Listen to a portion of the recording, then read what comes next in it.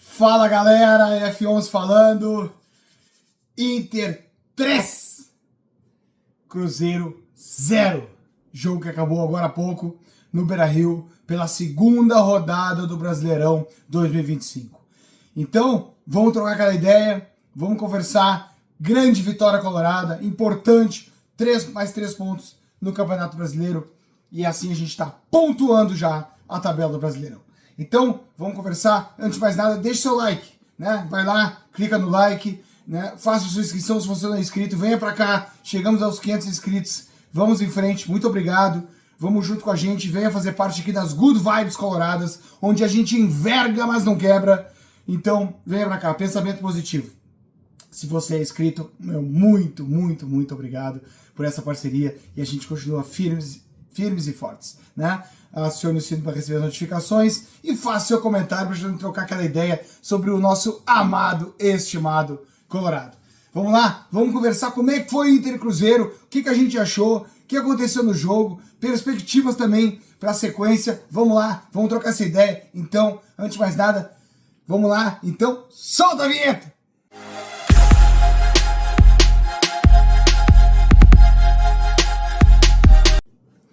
Fala galera, tamo junto aqui, que alegria, coisa boa, ainda mais, né, com vitória do Inter, primeiro jogo em casa, segunda rodada do Brasileirão e o primeiro jogo em casa no Beira-Rio, no aniversário do Beira-Rio, há pouco tivemos o aniversário do Inter e tivemos hoje então, para comemorar, um 3-0 lá no estádio Beira-Rio, o Inter somando mais 3 pontos, ganhamos do Cruzeiro, né? Cruzeiro, respeitado Cruzeiro, uma camisa muito grande, gigante como a do Inter, e a gente sempre tem que respeitar, e aí temos que valorizar essa vitória e a conquista dos 3 pontos, né? A gente, sobre o jogo de hoje, a gente fazendo uma análise, assim, o que fica é que o Inter tem grupo realmente, né? É a qualidade do grupo do Internacional. O Inter entrou, até a meu ver, eu achei que o Roger já ia iniciar poupando mais jogadores, porque o ritmo do Inter veio forte desde a conquista do Gauchão, depois já com o enfrentamento com o Flamengo no Maracanã, enfrentamento de Libertadores contra o Bahia em Salvador. Eu achei que ele ia poupar algumas peças ali, mas nada disso. O Inter foi com quase todos os jogadores que tinha à disposição.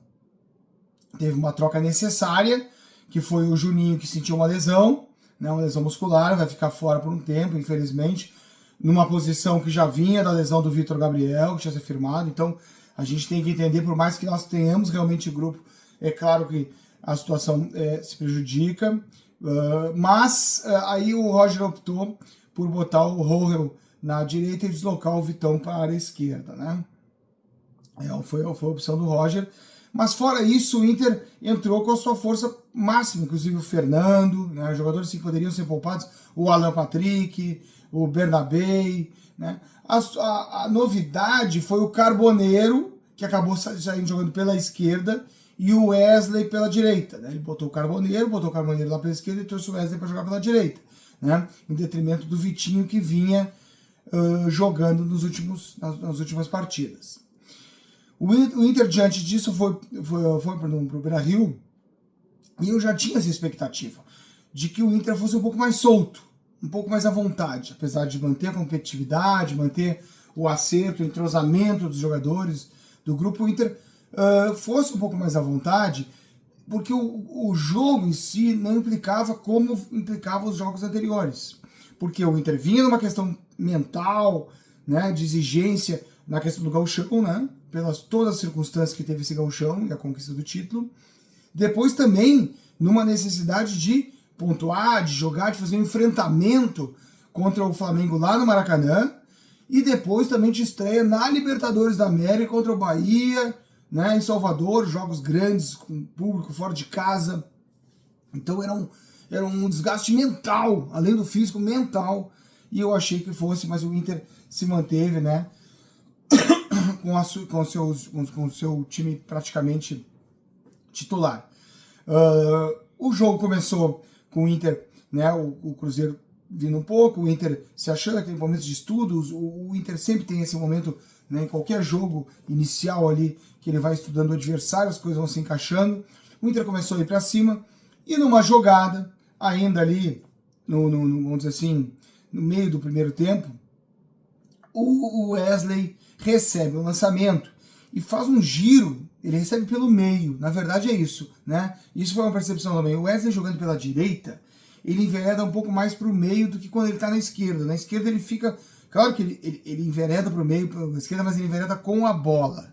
Normalmente ele faz a jogada lá pelo lado esquerdo e às vezes ele vem com a bola dominado, sob o seu domínio, procurando mais o meio, às vezes o arremate. Na direita, como ele jogou hoje, por causa do Carboneiro da esquerda, ele mesmo sem a bola, às vezes ele tem um posicionamento mais centralizado. E foi o que aconteceu nesse momento. Ele estava numa posição de centroavante. E fez um giro de centroavante. Recebeu a bola de costas pro gol. Ele faz um giro no meio dos dois zagueiros. Tem a vantagem, porque aí a velocidade dele, o domínio de bola, né? E aí o zagueiro que é superado por ele nesse pivô, nesse giro, ele toca embaixo e em cima também e acaba desequilibrando o Wesley. Muitos depois disseram, não, mas eu não vi o pênalti. Eu vi. A gente viu o que o árbitro viu, né? E se não fosse, eu diria que foi a minha interpretação. Ele desequilibra, ele tira o equilíbrio do Wesley na entrada da área, onde o Wesley ia sair cara a cara com o Cássio, e aí o Wesley, em virtude dessa perda de equilíbrio, em razão do toque em cima e embaixo, né? Ainda que não fosse com violência, ainda que fosse, né, não foi uma maneira afrontosa, mas houve o contato suficiente, determinante para o prejuízo do atacante no momento de definição, com a saída do goleiro, e aí causando ali a chegada do goleiro de maneira antecipada, com Wesley já em total desequilíbrio. Diante disso, o juiz não teve dúvida em marcar ali a infração, a poucos centímetros, né, da entrada da grande área, e acabou expulsando, pela figura do último homem, isso é o que está na regra, expulsando o jogador do Cruzeiro. Então, o zagueiro do Cruzeiro foi expulso, e aí o Inter, é claro, isso aí também não vamos afastar, a gente está contando a história do jogo. Em razão disso, o Inter cresceu muito mais a partida, mas também tem que saber, eu já vi muito time, a partir do outro ter com 10, perder, não saber como lidar. Não, o Inter foi maduro, o Cruzeiro teve seus problemas, precisou se acertar, o Inter sempre soube se aproveitar dessa maior número de jogadores, superioridade de jogadores em relação ao adversário, trocou, fez a bola girar, fez ainda mais isso, e acabou, então, chegando ao seu gol, né, através ali do Alan Patrick, sempre o Alan Patrick, né, craque, jogou demais, desfila, tá jogando fino da bola, né, dono das ações.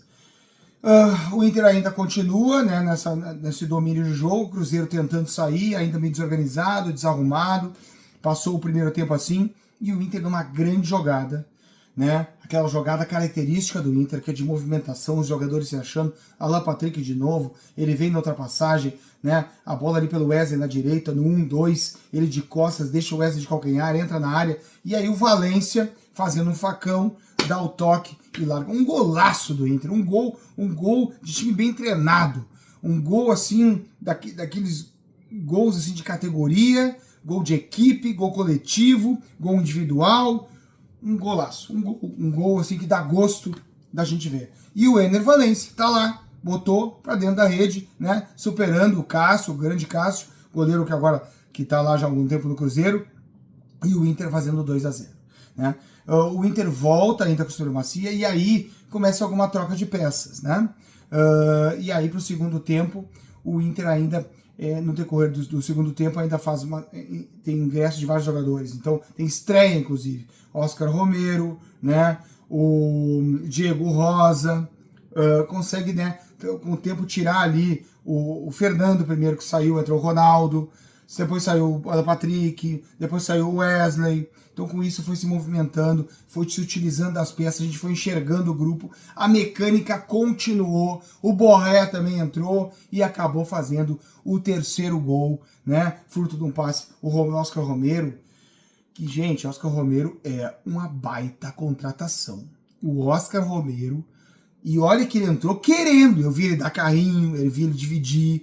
Ele percebeu o grupo, percebeu a força do grupo, percebeu a força da torcida. É um jogador experiente, foi camisa 10 do Boca Juniors, foi campeão ano passado lá com o Botafogo. E ele percebeu, e aí quando entrou, ele aproveitou e fez o que sabe. Ele é um jogador da função.